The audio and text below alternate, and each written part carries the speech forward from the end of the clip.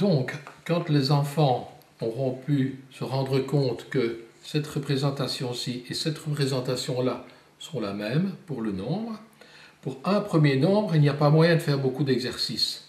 Mais, à force d'apprendre certains nombres suivant la représentation en produit en croix, on va avoir un énorme bagage pour faire du calcul mental avec les fractions. Donc, ici je représentais 12 ou 12, mais je peux représenter un autre nombre, par exemple 20, puisque c'est 10 fois 2. Par exemple, 40, c'est 8 fois 5. Par exemple, 36, c'est 9 fois 4.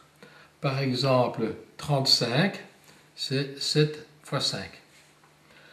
Alors, il est très intéressant de faire jouer les enfants pour jongler, pour leur apprendre un petit peu à la fois tous ces produits remarquables. Donc, si vous voulez, c'est une autre manière d'utiliser les tables de multiplication. Et donc, on fait travailler les enfants par deux. Un forme le produit en croix, et par exemple forme ceci, mais ne donne pas la réponse et demande à son petit ami, tiens, celui-ci, c'est combien? Et l'autre va dire 35. Ils sont d'accord avec la réponse, on passe à la suivante. L'autre pose aussi une question, il dit, ceci c'est combien? Et l'autre va dire 25. Ah non, là ils ne sont pas d'accord. Eh bien, que fait-on? Eh bien, tout simplement, on refait tout le chemin inverse, exactement le chemin qu'on a fait pour faire la représentation des produits. Celui-ci, c'est 10 fois 2, donc c'est 2 fois la réglette 10. Eh bien, je prends 2 réglettes 10 et je vois bien que ça fait 20. Donc voilà, 2 fois la réglette 10 ici. Voilà, 2 fois la réglette 10 représente 20. Je vais prendre celui-là par exemple.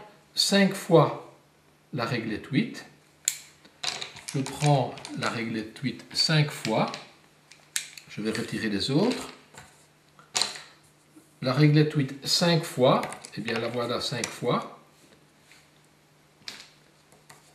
Ce qui veut dire que ceci, c'est la même représentation que celle-là. Et celui-là, de quel nombre s'agit-il? Eh bien, il s'agit d'un nombre que l'on peut mesurer comme ceci. Le nombre qui a 5 fois la réglette 8. C'est un peu très long pour l'image.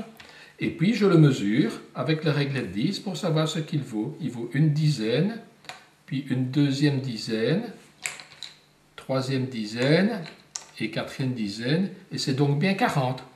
Donc, l'enfant qui aura donné la bonne réponse alors qu'il ne sera pas d'accord avec la réponse de son petit copain, eh bien, ensemble, ils vérifieront, et un peu à la fois, ils apprendront tous les produits remarquables des nombres jusque 100.